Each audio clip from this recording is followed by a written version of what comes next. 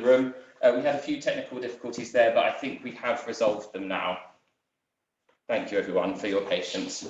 Okay, so welcome everyone this evening, who's here in the library and who's joining us remotely. I'm delighted you're able to be here this evening. My name's Dr. Toby Simpson. I'm the director of the Wiener Holocaust Library. Today, we're hosting a special event to mark Holocaust Memorial Day 2022.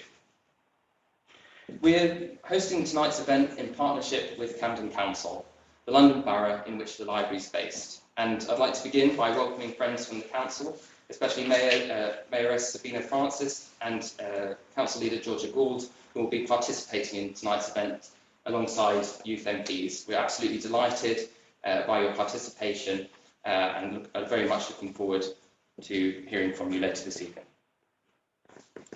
The Wiener Holocaust Library is the world's oldest archive of the Holocaust and Britain's largest collection documenting the Holocaust and other genocides. We've always sought to throw light on the darkest chapters of history and on the Holocaust in particular. We believe it's crucially important to ensure that the truth about the past and the truth about the present are not ignored or locked away, but confronted and used as a tool for building a better future. That's been our guiding mission ever since Dr. Alfred Wiener founded the library. Alfred Wiener was a German Jew who had been forced to flee his home in Berlin with his family, and he fled to Amsterdam in 1933 due to his early and public opposition to the Nazi Party, who had just acceded to power. And in Amsterdam, he founded and continued to build the institution, which is today based in London, and which is the largest collection of evidence about the Holocaust in Britain and the oldest in the world. The focus of today's talk is remembering the day of deportation. We'll be hearing a historical talk, readings, and we'll also be viewing photographs from the library's collections. This will help us illustrate the experience of victims of Nazi genocide, and particularly victims of deportation. A focus on deportation, which itself is only part of the history of the Holocaust, is important, but it also presents us with a challenge. We often imagine this part of history through accounts of survivors, and indeed our readings tonight were deposited at the library by survivors who spoke about their experiences. However, most Jews, Roma, and other persecuted groups deported by the Nazis did not survive. The victims who were murdered by the Nazis, of course, were never able to record their experiences in archives like the Wiener Library, and it's important to remember that. Rising to the challenge of the history of the Holocaust means ensuring our remembrance is informed by evidence. Survivors who gave their testimonies to the library often provided documentation with their stories. In later interviews, for example, the Refugee Voices collection, created by our long-standing partner, the Association of Jewish Refugees, there are amazing passages of the interviews where survivors and refugees look at their family photographs. In these moments, the photographs prompt them to describe new memories. And in those ways, fragments of physical evidence unlock parts of memories that would otherwise have remained hidden. One of our aims tonight, therefore, is to think about how evidence of the kind stored at the library can help us strengthen our collective memory of the Holocaust. The theme of this year's Holocaust Memorial Day is one day. One day is just a fragment of an individual's life, but it's also a window to a new perspective or even a different world. In this way, when we consider the theme of one day, we have to think about the perspectives that it might open up for us. Thinking about the day of deportation then. This day was a radical break. It was a day in which one world collapsed and another terrifying reality was brutally imposed. We will hear testimonies tonight that help us understand what that meant for the people who experienced it. What you do tonight with what you hear is up to you, but we all have a role to play in putting the past to the service of the future and ensuring it's not locked away or ignored, but confronted and brought to light. I'll give one example of somebody who's doing just that today. Our founder, Alfred Wiener's granddaughter, Tamara Isaacs, is one of the many hundreds of people around the country who are giving talks for Holocaust Memorial Day, just like the talks today. Her talk focused on her mother's story, the story of Miriam Finkelstein. Miriam survived Bergen-Belsen, and her story was recorded in the AGR Refugee Voices archive that I just described. Although Tamara's talk was about her mum's survival, at the end of her talk, she asked the audience to remember that most Jews did not survive. She asked them to remember that each survival took a small miracle, and this small miracle was often the result of help at crucial moments by more than one person. Our theme, One Day, reminds us that in any given day, one kind or cruel act can make all the difference, and sometimes the difference between life and death. As we remember the day of deportation, we are reminded of the millions who faced a fate without hope, without help, and without any chance of survival. This was the dreadful fate of most Jews, Roma, and other persecuted groups who were subjected to deportation by the Nazis during the Holocaust. It's my honour to introduce our first speaker tonight. Dr. Christoph Kreutzmüller is a Berlin-based curator, educator, and historian. In his new project, Last Seen, he's designing an educational tool which looks at deportation photographs in detail. That's what we're going to hear about tonight. He's the author of an acclaimed study, Final Sale in Berlin, The Destruction of Jewish Commercial Activity, 1930 to 1945. And his latest study of the so-called Auschwitz album of photographs was written together with Tal Brückmann and Stefan Hödler. So it's now my pleasure and honour to hand over to Christoph Kreutzmüller, joining us from Berlin. Thank you very much, Toby, for your kind introduction. It's a real honor to be speaking to you tonight. And what I will do is look at a few photographs of deportations. While I'm talking, I'm waiting to see whether the screen is shared so that I see what I'm describing or want to describe. Yes, thank you very much. It's going to be a joint effort. So you will hear me saying, look, please please next slide every now and then, because technical issues made it impossible for me to do that. So what I'll be presenting is in parts result of the new project Last Seen, that wants to collect a pictorial, a visual atlas of deportations in Germany to start with, maybe of Europe later. And what I'll be describing and presenting to you is in parts a joint effort of many people working for ARLs and archives and the House of the Wannsee Conference, amongst others. May I do the next slide, please? So what I'll do is in 3 steps. First of all, I'll ask, where were the photographs taken? And I really look at the photographs as not as illustration, but as evidence. So it's important to see where they were taken. And then the second question, obviously, is who took those photographs? Why? And then in the third step, the easy and the very difficult one, what can you see? So that's the 3 steps, and I've got, I was told 25 minutes, and they're already clocking away. So next slide, please.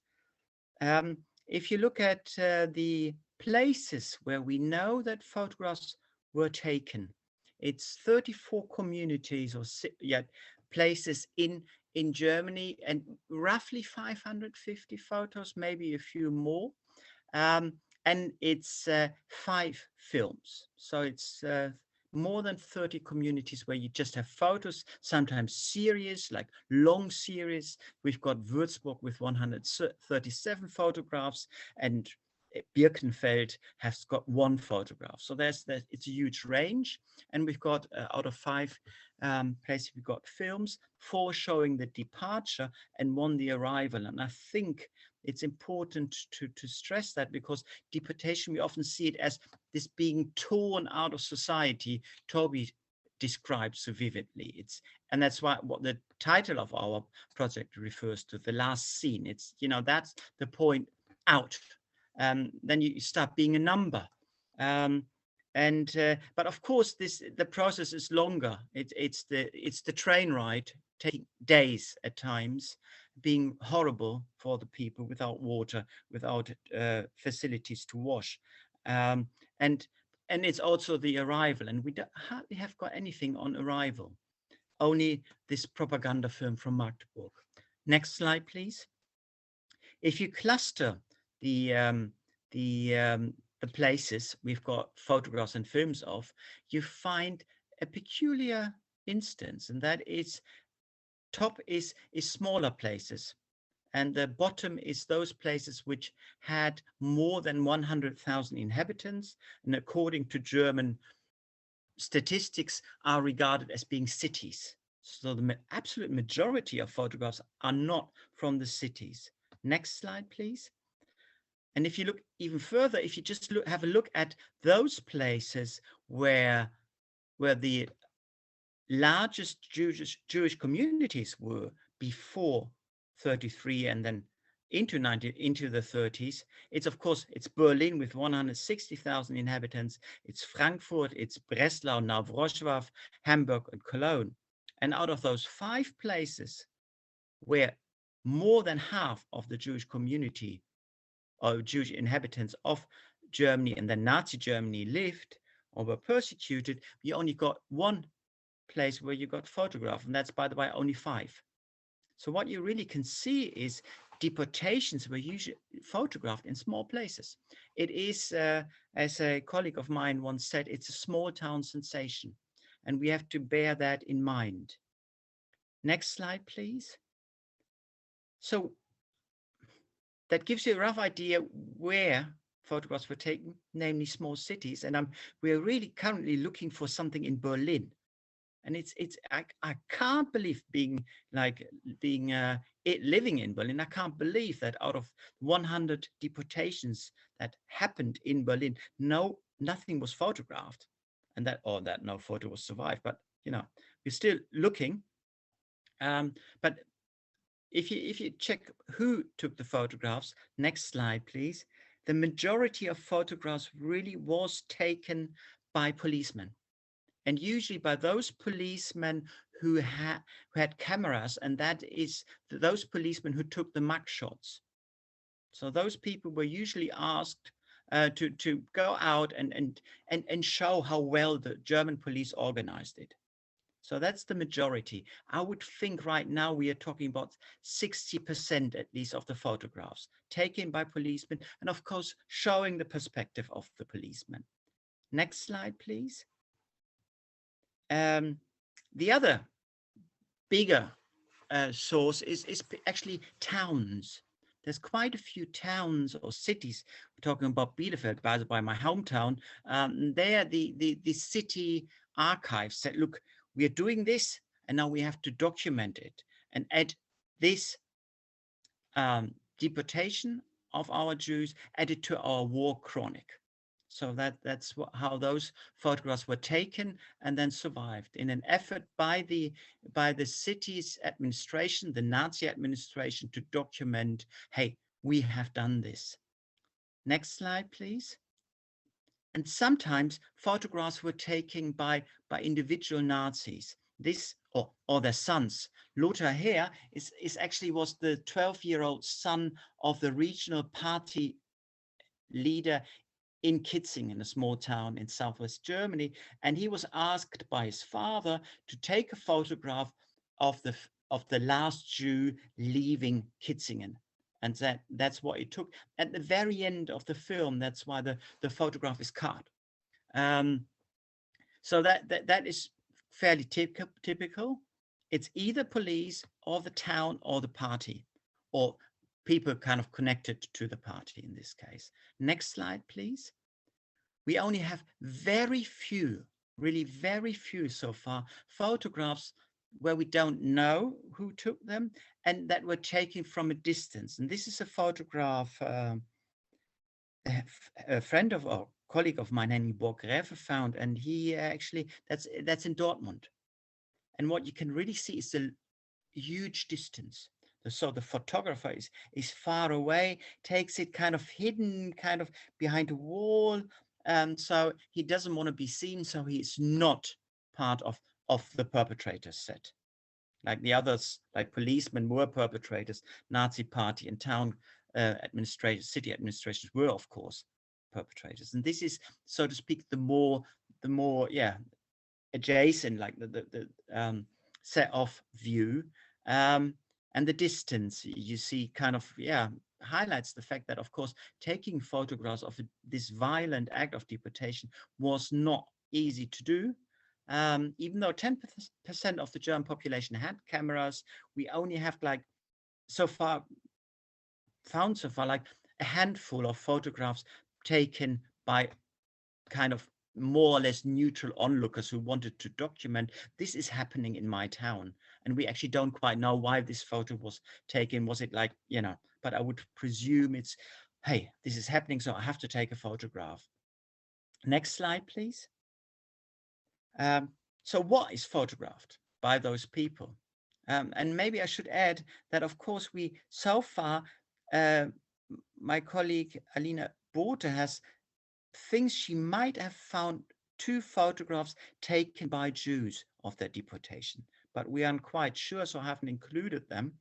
But yeah, we don't have what we have got in those reports we'll hear later. We don't have the perspectives of the Jews.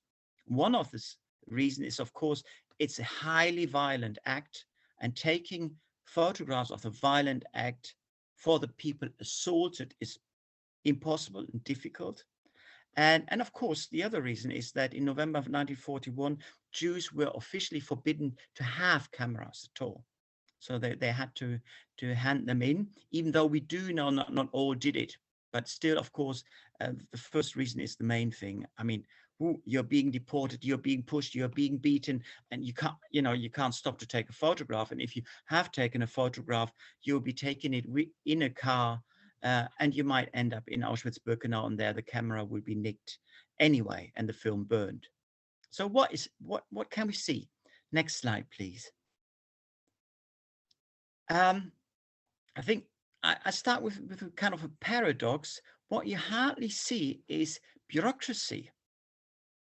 Actually, deportation is, of course, a highly bureaucratic act. There's people, city administrations, Gestapo, railways, they're making timetables. And then they're saying, look, we want to deport 1,000 people from this place. So they're making lists of these 1,000 people. They're sending policemen to these 1,000 people to collect them. So they need transport, and then all that.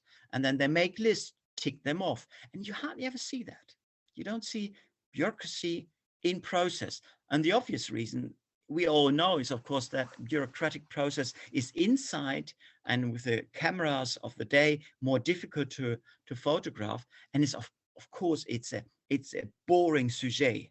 I mean, people making lists is not something you would like to take a photograph of, because it's so boring. And that's why I took this photograph with me, taken in Ludwigshafen, deportation to Gurs, to France. And you see a lot of hurly-burly around in the square in front of the school where the people are collected to be deported. And you see German policemen with helmets. And then if you look into the window of the school, in the window to the left, you see someone working at a desk. So that's the policeman making the list, ticking off, okay, we've got him, we've got her, we taken his or her property, all right, she can go, he can go, put them into the train. But you usually don't see that, not that often. And these bureaucratic things. Next slide, please. The other thing you can really see is that this deportation or deportations happen in public. I mean, what you can see there is the people to be deported. But then if you look up, you see this window or the balcony. It's a winter garden, isn't it? Yeah, like all the open windows at least. And you see 7 people looking out. And just behind the people to be deported on the ground, you see kind of little children pushing into the photograph. And behind that SS man with his cap, you can see the grown-ups too. So there is, there's onlooking. And I'm not calling those onlookers bystanders, because I think they've got it. They do something. They do something to the photographs, and they do something to the situation. And the situation is changed by the fact that you've got an audience, like an antique chorus, supporting the actors, and the actors are the perpetrators in this case. But you see, a lot of photographs you do see onlookers, more often than not. Next slide, please. And then what you see, I mean, I've been trying to get to grips with those 550, 600 photographs. You see recurring themes. As the photographs were taken by policemen, of course, they want to highlight that the police is in control. And if you compare Ludwigshafen to Lörrach, same date, by the by, it's the deportation of the Jews from Baden to Gurs. You see, like, yeah, they're highlighting the fact that the police can show and is in power. And the highlight the same situation, like the Schupo to the left, you can see this rather strange helmet. That's a Schutzpolizist. He's kind of telling those Jewish men and those 2 women, you can see, hey, look, this is what you have to do. Hand in his pocket, sure of himself. And the same thing is something that this police officer with the cap, officer's cap, does too. And, you know, that the lifted finger of someone who knows and tells, just like a teacher, you stand in the corner or something. And they're photographed in this situation by their fellow policemen. So that's sujets you really see. And if you go, and next slide, please. What I wanted to do is, in the 10 minutes I still have, is go through one series to describe what you can get out of it. And this is a series taken in Eisenach in May 1942. Eisenach, a small place near Weimar, near Buchenwald. That is, you might know that we can place it on the map. And in Eisenach, this is one of the places where the city asked a photographer to take photographs. And you can see the difference, because he's not really focusing on the guarding and the guards and the police, but rather on the situation as such. And he starts his series in Goethestraße, in the Goethestraße 48. That's where the Jew house, the forced abode of the Jews in the town of Eisenach was. It's a telling fact that's in Goethestraße, I think. So what you can see is the preparations to the left, and they're putting, getting the luggage ready. And then to the right, you can see the photograph of the group, the 48 people who are then being deported. And yeah, they're actually waiting for the photograph to be taken. Some look into the camera, some try to avoid the camera. Everyone's heavily packed, and it's 9 o'clock in the morning. Next slide, please. And then the track starts, and by the shadows, you can see what time it is. That is kind of nine-ish, perhaps a bit later. You can see they're going through Schillerstraße right now. Still there, same street, is still there, house is still standing. And they're marching. And yeah, and the photographer kind of waits for them to pass. And you can see that because like on the very left, you can see a little, like a girl with a pram, and she's to the left, she's far away. And then on the right photograph, she's already kind of moving out of the photograph. So you can see they are not moving fast. The to be deported Jews are not moving fast, but the camera just stays and takes the time, takes photographs of the people to be deported. And you can see there's quite a few people passing by, looking on. You can see that that man just behind the light post, standing with the hands on his back in the dark suit. Next slide, please. And then the photographer is Theodor Harder, I assume. He's just turning around. So everyone has passed. He's just turning around. You can see the little, you can see the viaduct of the railways already with a coach moving through, and you can see it's spring, because like in the middle of the photograph you can see a blossoming cherry tree, so that makes you think, okay, it must be spring. It's 9th of May, as I said. Then next slide, please. The group is told to wait, just kind of near where the station is, because they're waiting for the train to arrive. So they're being told to stop. And the photographer stops with them. You can see quite a few people passing by.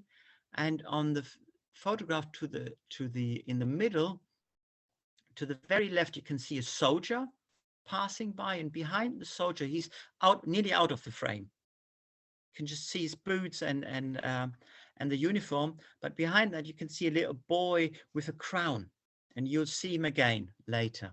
So that's a little boy. I would presume it's his birthday or something, because he's wearing something peculiar, and he's probably it's a Saturday, and he's probably having a party or something of that kind. And it would be, of course, very interesting to find that person, see whether he can remember anything. Next slide, please. And then lift hold the luggage again. And it's actually one of the few photographs where you actually can see quite a few of the yellow stars.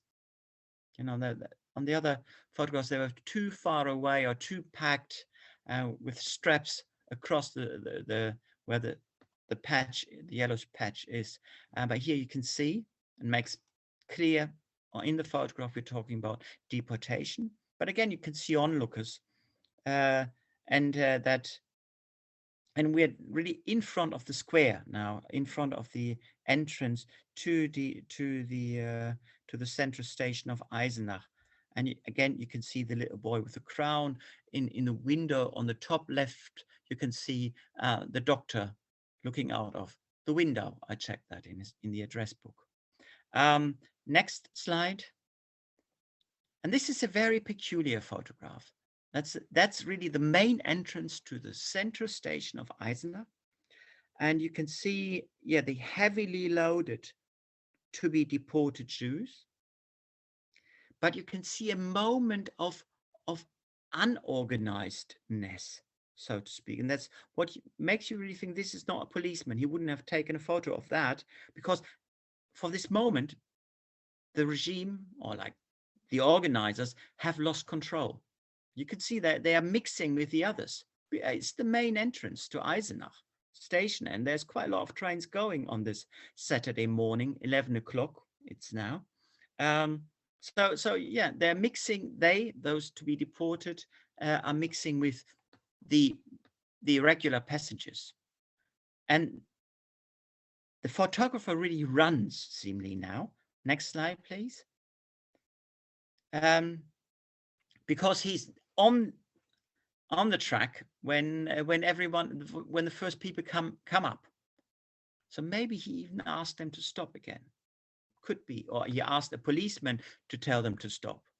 I would presume that he did that so that he could take this photograph, unless he was a very, very fast runner. He takes this photograph of them coming up and the train, and then goes around and takes the photograph of the people walking up the stairs, heavily loaded, with you can see the luggage with marks on it for the transport and the names on them. And some of the names you can actually read and see the fates. And you can see it's Eisenach. On the right photograph, you can read Eisenach. It's track number 3. The train is waiting. Next slide, please. Yeah, now he actually takes 2 kinds of photographs. One is of the people really rushing and crashing into the third-class carriages. So it's not the cattle cars. None of the photographs I found so far is cattle cars. So photographs are usually taken of third-class carriages. So they're being pushed into the third-class carriages, and to the left, to the very left, you can see another perpetrator, important perpetrator. That's the railway assistant. And to the right, the photographer is now standing on something, takes a photograph like from top down, and you can see that the man from the railway servant, he's talking to a policeman, a police officer. That's probably the police officer guarding the train. Next slide, please. Yeah, and then more photographs of people rushing, pushing in. And that the last photograph then is of that family, the Katz family going boarding the train. And the train goes to Weimar. It's a regular train. It's 11:42 to Weimar. And in Weimar, they get out and wait for a day. And then there's a huge transport from Weimar to a place we actually don't know. It's probably Piastri, like one of those small Polish ghettos near Lublin. And no one of the transport survived. So you really see the last pictures of the people here, the last scene moment.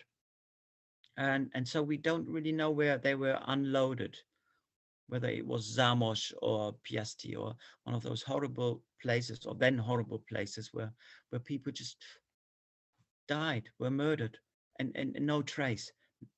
And I think that's important too, because we often think, yeah, we know everything of the Holocaust, but there's quite a few transports, deportation transport out of Germany. We don't know where they ended because no one survived, because everyone was murdered. Next slide. There are a few things missing, and one thing I would like to present is the next slide, please.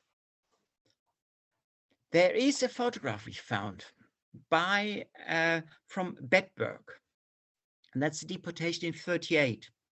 And this it shows the family Gartenberg, and this photograph was printed once, but we have lost track. Who gave the photograph, who took the photograph, and who owns the right, and who has got the original. The people who printed it said, yeah, they were in contact with this family Gartenberg from London.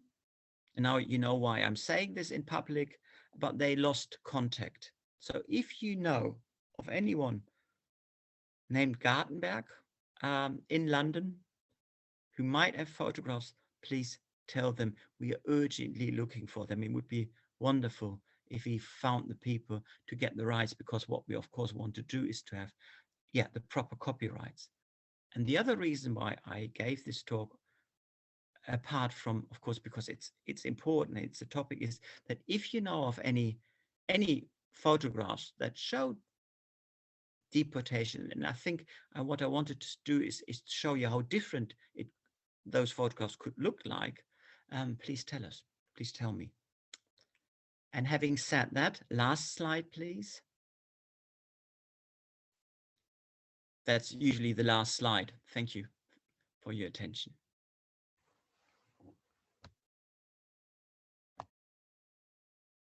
Thank you so much, Christoph. We're very grateful for you joining us from Berlin, and thank you ever so much for such a fascinating and insightful talk. So yes, if anyone thinks they can be of any help to Christoph and his research, then you could contact the library and we could put you in touch with him. So thank you very much to Christoph. So we're just now with this high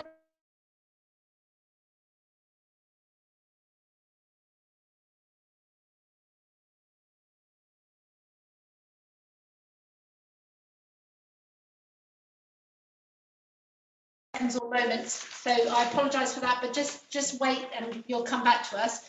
I'm just going to play a film, just a really short film before I introduce our next speaker.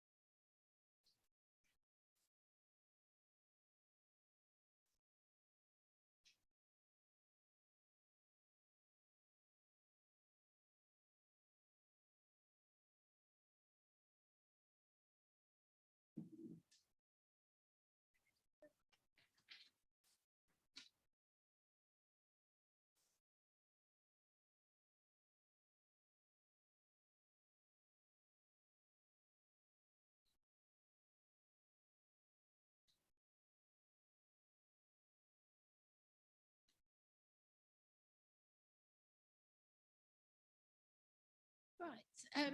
Well, it is my great pleasure and honour to introduce our next speakers. So we are going to have some readings from the Wiener Holocaust Library's collection of eyewitness accounts to the Holocaust. And as Toby has already said, we're really honoured tonight to have representatives from Camden Council here. So first, we'll have three readings from Camden Leader of the Council, Georgia Gould, from Camden Youth MP, Anis Bouzina, and from Deputy Youth MP, Anya Nedjungadi. So we're really pleased to have you all here today. So I think we'll be hearing first an account to do with the experiences of deportation of Katar Neulander, then an account to do with the experiences of deportation of Elsa Meyring, and then an account of the experiences of Nicholas, to do with Nicholas Rosenberg. And then after that, we will hear from Mayor Sabrina Francis to do a reading and also some reflections. So I'll hand over now to Georgia.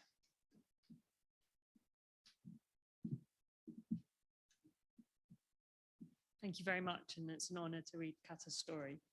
Katar, a beautifully groomed lady in her 50s, was very proud that everybody who knew her thought she was much younger.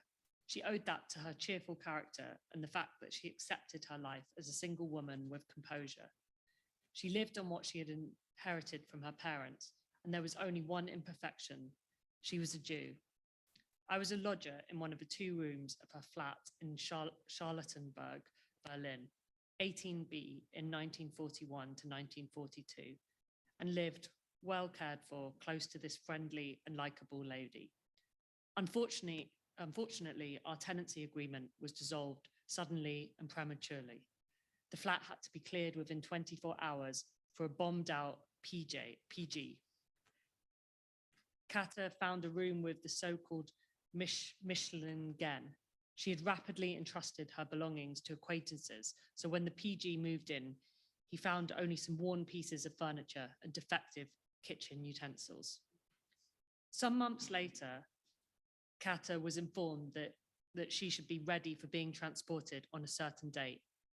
With this information, she also got a list which enumerated all the things she was allowed to take with her on that transport. Katar picked some blankets, clothes, underwear, soap, sewing things, etc. together and waited on the appointed day for what was going to happen. I stayed with her. While the appointed hour was getting closer and closer, I was getting more and more miserable, and I felt that I would assault these men transporting human beings when they arrived. Kate was tranquil and tried to calm me. I won't die, not now. And when the Nazis have lost the war, I will come back. We waited until the evening. Nobody came. Apparently, as was done often, they had ordered more people to be ready than they had planned to transport, so that they could completely fill the wagons, even if a number of those summoned were to commit suicide before they were fetched. This time, their calculation had obviously not had the desired effect. The amount of suicides did not fulfill their expectations, so that some of those summoned, among them Kate, were granted a temporary reprieve. It was not for long. One evening, Kate had disappeared. Without preliminary announcement, they had come for her with her bundle when night was falling. We have never heard from her again.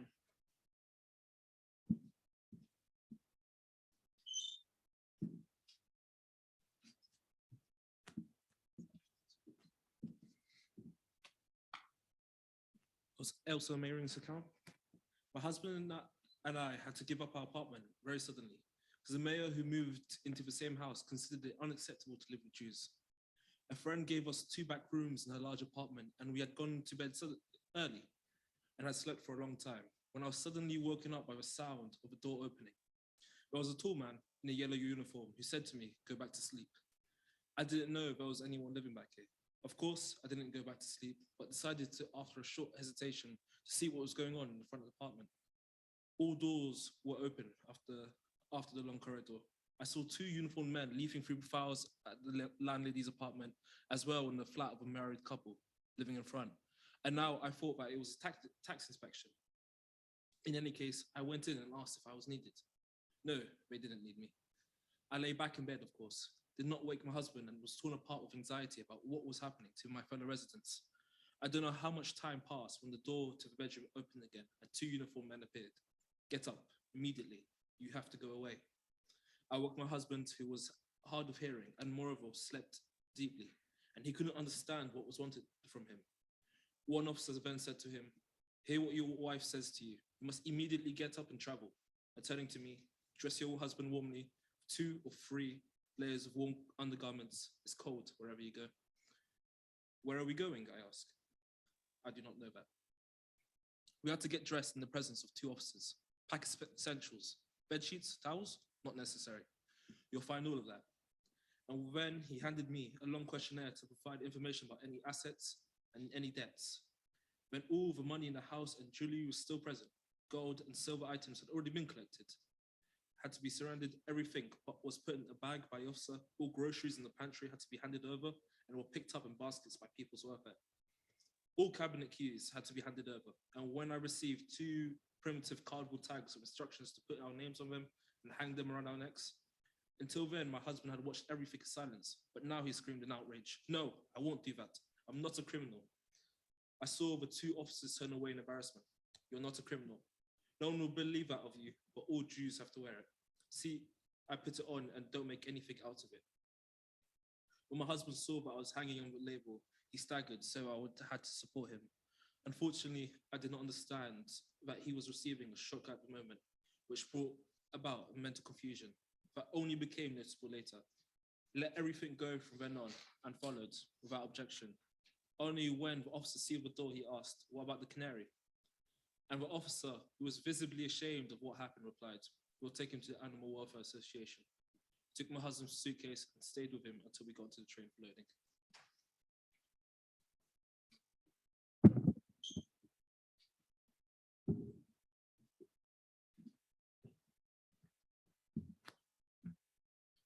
I will be reading an account by Nicholas Rosenberg. At the end of June or the beginning of July, a grave air raid initiated by Allied aviators struck Budapest, during which, among other things, the Joseph Stade train station was destroyed, as some kind of vengeance. Hungarian gendarmes spent the following day seizing a large number of Jews that were out and about in the area during the permitted hours and brought them to the suburb Pest Serbet.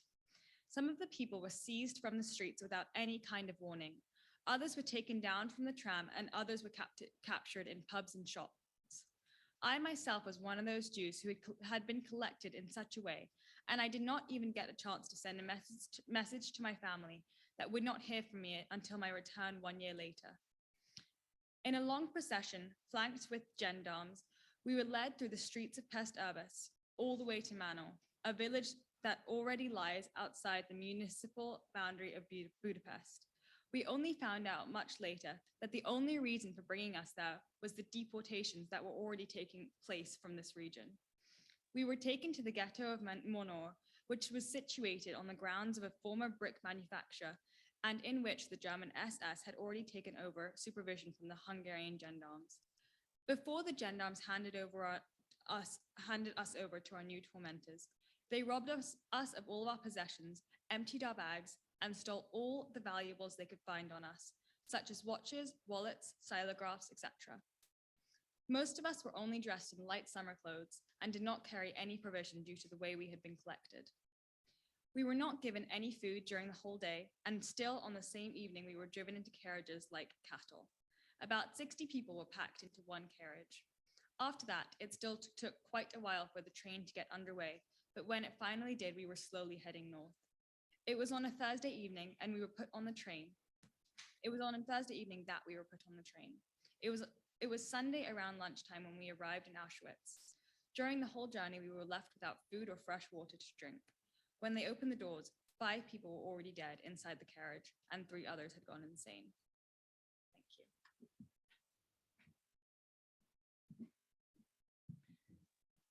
Thank you very much to our 3 readers. Those were 3 very moving, disturbing accounts. So now it is my great honour to welcome Mayor Sabrina Francis to speak to us. Mayor Francis is Labour councillor for Bloomsbury, currently serving her 2nd term. She has lived in Camden for her whole life and attended Brecknock Primary School and Camden School for Girls. First elected in 2014, Sabrina is Camden Labour's first Black woman councillor. In 2020, she launched and chaired a youth engagement group, giving young people from Camden the opportunity to co-design policy that tackles racial inequality in the criminal justice and education systems. Alongside being a councillor, Mayor Francis currently works in digital engagement and has previously held digital roles at an agency and on a political campaign. In 2017, she was recognised on the New Year's Honours List for services to the University of London. So, Mayor Francis.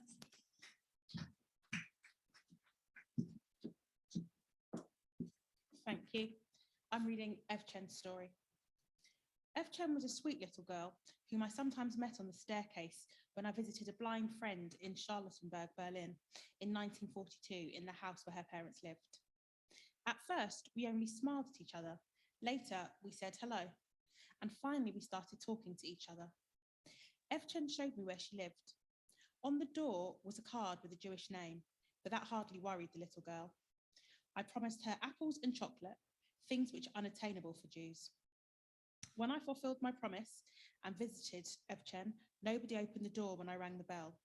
Only when I called her name and there was a happy noise inside did the mother open the door just a little bit and asked me to come in after she satisfied herself that there was no danger.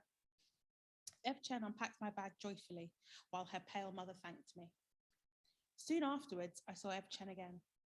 In the meantime, she'd had her 6th birthday. On her apron, just where her little heart was throbbing full of the joy of life, the yellow star had been sewn on as a birthday present from the state. A little later, they came for Evi Chen and her parents. The keyhole at the door was sealed with a strip of printed paper. I do not remember the text precisely, but it was something like officially closed. I hurried to speak to the female caretaker. She readily informed me, whispering, "They came for the family last week at 2 o'clock in the morning. The little darling was not able to climb into the vehicle because the step was too high. Then one brute simply snatched her and threw her onto the wagon. She screamed terribly. Oh God, what has become of the world? But do leave now quickly, otherwise we may be denounced by someone who is listening." I just wanted to kind of take a moment to say thank you to everyone that's been involved in tonight's events. The readings have all been very, very touching, and I think in some ways they really help bring the whole issue to life. So thank you to the other speakers, and also the presentation on the images was really moving too. And I want to thank everyone that's joined us online as well. Events like this continue to ensure that we never forget the millions of people murdered in the Holocaust and in the genocides which followed in Cambodia, Rwanda, Bosnia and Darfur. In Camden, I'm sure I speak for Georgia when I say this as well, we're really grateful for the work that the Holocaust Memorial Trust continue to do each year to keep that memory alive. And to the Wiener Library, the Jewish Museum, JW3 and the synagogues in the borough that continue this really, really valuable work. So thank you very much for having me.